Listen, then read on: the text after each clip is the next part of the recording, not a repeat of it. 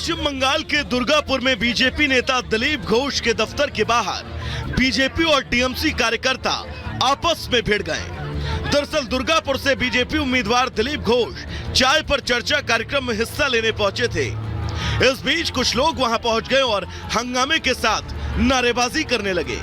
इस बीच पुलिस के जवानों के साथ बीजेपी के कार्यकर्ता वहां पहुंचे, जिन्होंने प्रदर्शन और नारेबाजी कर रहे टीएमसी कार्यकर्ताओं को रोकने की कोशिश की। तभी बीजेपी कार्यकर्ताओं के साथ साथ पुलिस के जवानों से हाथापाई शुरू हुई।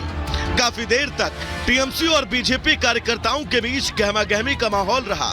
बाद में किसी तरह मामले को शांत कराया गया। बीजेपी कार्यकर्ताओं के साथ साथ टीएमसी कार्यकर्ताओं ने एक दूसरे पर मारपीट का आरोप भी लगाया। ब्यूरो रिपोर्ट और रिपब्लिक भारत। और चुनाव से जुड़ी एक बड़ी खबर आपको बता दें, और बड़ी खबर यह कि मनोज सिन्हा गाजीपुर से लड़ सकते हैं चुनाव। मनोज सिन्हा गाजीपुर से चुनाव लड़ सकते हैं। बड़ी खबर आपको बता दें, गाजीपुर में अफजाल अंसारी के मुकाबले उनको खड़ा किया जा सकता है। बीजेपी की तरफ से लोकसभा चुनाव के बाद दे सकते हैं वो इस्तीफा। आपको बता दें, दरअसल जम्मू कश्मीर के उपराज्यपाल हैं मनोज सिन्हा, जिन्हें गाजीपुर से लड़ाने की तैयारी। और बड़ी खबर यह कि मनोज सिन्हा चुनाव लड़ सकते हैं गाजीपुर से। ये सूत्र बता रहे हैं बीजेपी लोकसभा चुनाव में गाजीपुर सीट से मनोज सिन्हा को लड़ा सकती है और वो उपराज्यपाल के पद से दे सकते हैं इस्तीफा।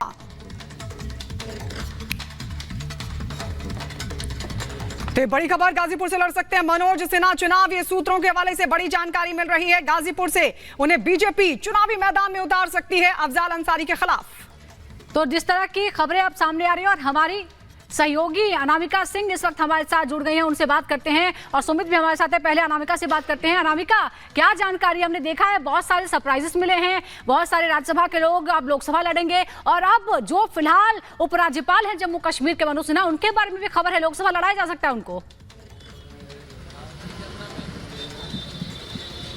और देखिए, अगर बात की जाए पूर्वांचल की राजनीति की, तो गाजीपुर से ही मनोज सिन्हा आते हैं। और जिस तरीके से अगर बात की जाए मुख्तार अंसारी के परिवार की, तो अदावत काफी पुरानी है दोनों ही परिवारों के बीच में। लेकिन मनोज सिन्हा के लिए बड़ी खबर है, जब गाजीपुर सीट से चुनाव लड़ने को लेकर की जो तस्वीर निकल के सामने आ रही है, वो इस चुनाव को और दिलचस्प बना देगी, क्योंकि मनोज सिन्हा एक बार वहां से चुनाव हार भी चुके हैं। ऐसे में इस बार उनकी दावेदारी, और वो भी तब जब मुख्तार अंसारी की मौत हो चुकी है।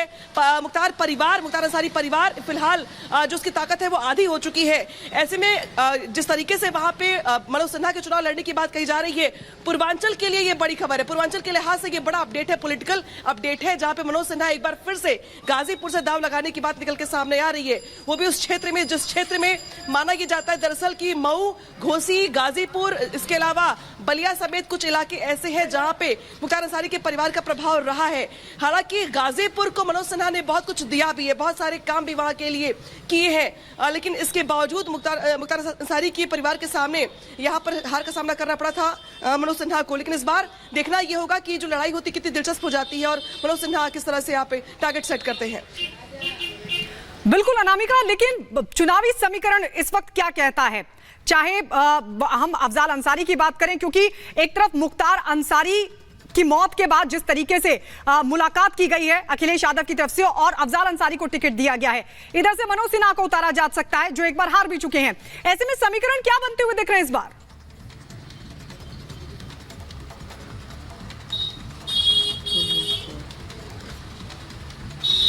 अनामिका,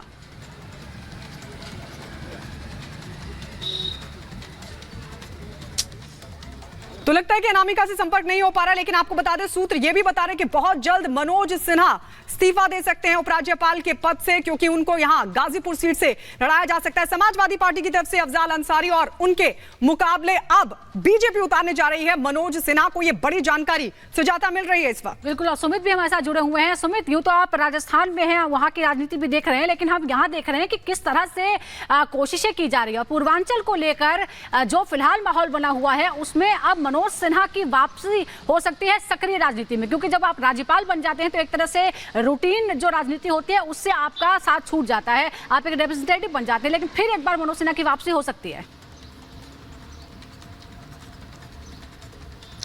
सुजाता बेहद दिलचस्प है और इसे सिर्फ पूर्वांचल की राजनीति से आप जोड़कर ना देखिए, क्योंकि आप पूरे देश के अंदर देखिए जो बड़े और प्रमुख चेहरे हैं बीजेपी की तरफ से, उन्हें आगे किया गया है। कोशिश ये की गई है कि इस जीत को और कितना बड़ा बनाया जा सकता है, कैसे उस इनपुट को, क्योंकि जो टारगेट यहां पर रखा गया है 400 प्लस का, उसमें किसकी तरफ से कैसे आहुति जो है वो दी जा सकती है। चाहे उसमें आप मनोज सिन्हा की बात कर लीजिए, वर्तमान में वो तमाम जो है सांसद जो राज्यसभा से और उसके बाद मंत्री यहां पर बने, उन्हें भी एक मौका जो है वो दिया गया। उन्हें कहा गया कि आप भी ग्राउंड पर उतरिए, लोकसभा चुनाव के अंदर जो है वो आप अपनी जिम्मेदारी के तहत जो है लड़िए, उन सीटों को आप निकाल कर दीजिए। चाहे आप देखेंगे अलवर सीट, अगर मैं राजस्थान को इसमें थोड़ा सा ऐड कर देता हूं, जहां पर भूपेंद्र यादव को जो है वो उतारा गया है, वो जो है वो ताल ठोकते हुए नजर आ रहे हैं।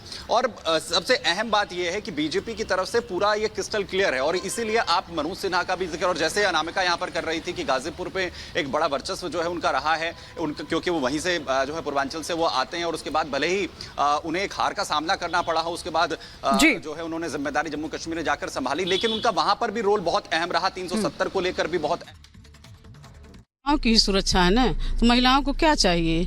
महिलाओं को तो सबसे पहले सुरक्षा ही चाहिए, सुरक्षित रहें। तो ये सब मिल रहा है, इतना कम थोड़ी नहीं, बहुत है। और हम लोग चल रहे हैं जैसे सबका साथ सबका विकास, तो वही हो रहा है। जैसे तो मतलब विकास यहाँ सर आपसे ये महिलाओं के बारे में बता दूं कि महिलाओं की इज्जत ही सबसे बड़ी चीज़ होती है। और इज्जत कैसे 70 अंग्रेजों मुगलों ने तार तार किया था और गरीब बनाकर छोड़ दिया था, इनके लिए कैसे बाहर जाना पड़ता था इन्हें शौच के लिए। किसी ने तो ध्यान, बहुत प्रधानमंत्री आए, कभी तो चिंता नहीं किया ना कि इनकी भी इज्जत होनी चाहिए। अगर इज्जत घर बना कर दिया तो मोदी जी ने दिया, तो सारी महिलाएं अगर मोदी जी की इज्जत कर रही हैं तो क्यों दर्द हो रहा है इन लोगों को? अवसर तो मिला था पिछली सरकारों को, लेकिन कभी तो इन लोगों ने अवसर नहीं दिया। आज के दिन में कोई ऐसा क्षेत्र नहीं है जहां महिलाओं की भागीदारी सुनिश्चित नहीं करते हो। चाहे योजनाओं में, जहाँ जो पहले थे पुरुषों के नाम पे सारे पैसे आते थे, सारी योजनाएं आती थी, आज मोदी जी ने तो महिलाओं के नाम से सखी बैंक बना दिया। जो सहायता समूह है, योजनाएं, मकान है, जो भी प्रधानमंत्री आवास योजना है, सारी तो मैक्सिमम योजनाएं तो महिलाओं के नाम पर देकर आधी आबादी महिलाओं को हम दुर्गा के रूप में पूजते हैं, लक्ष्मी के रूप में पूजते हैं, लेकिन पूछते कब हैं? जब पूछा तो किसी मोदी जी ने पूछा तो मोदी को देने के लिए तैयार हैं। इसीलिए मोदी के साथ सब लोग हम लोग हैं। और चूंकि मोदी जी जो कहते हैं वो पूरा करते हैं। अगर सीता माँ के साथ भगवान राम जंगल गए थे तो आज के दिन में वो सीताराम जो कहा गया ना कि सीताराम तो रटते रहे, लेकिन उस साकार किया तो मोदी जी ने किया। उस हमारी भारतीय संस्कृति को, और निषाद राज का किला भी बनाया, या प्रधानमंत्री जी ने नाम भी लिया। यहाँ आप राम मंदिर बनाया, उसमें निषाद राज का मूर्ति भी है। निषाद राज अतिथि भवन बन रहा, वहाँ पर्यटक स्थल हमारे साथ जुड़ गए हैं रामगंगा जी। अमरदीप, आपके साथ सीपी जोशी हैं। देखिए, मेरे साथ में राजस्थान बीजेपी के प्रदेश अध्यक्ष सीपी जोशी हैं, उनसे मैं लगातार बातचीत कर रहा हूं। तो 400 पार का प्रधानमंत्री नरेंद्र मोदी ने नारा दिया है, साकार हो पाएगा? 100% होगा। मोदी जी ने नारा दिया, लेकिन उस नारे को साकार करने के लिए भारतीय जनता पार्टी के नेता और कार्यकर्ताओं से आगे देश की जनता चल पड़ी है। देश की जनता एक अटूट विश्वास के साथ कि इस नायक नरेंद्र मोदी जी ने देश के प्रधान सेवक के रूप में जब से शपथ ली 2014 में, तब से इन 10 वर्षों में अपने लिए एक पल नहीं बिताया। इस देश की उन्नति और प्रगति और समृद्धि के लिए अपना पल पल और क्षण क्षण इस देश के लिए दिया, माँ भारती के लिए दिया।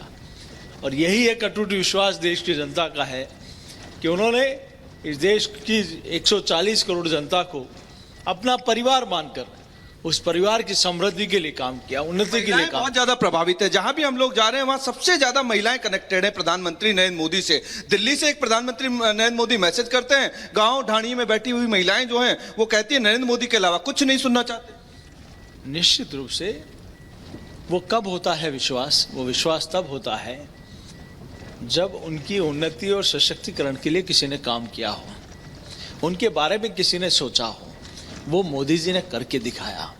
आप देखिए कि बेटी के जन्म से लेकर उसके विवाह और उसकी रोजगार तक की सुविधा आदरणीय मोदी जी ने अनेक योजनाओं में दी। क्या कारण है कि बेटी बचाओ बेटी पढ़ाओ योजना मोदी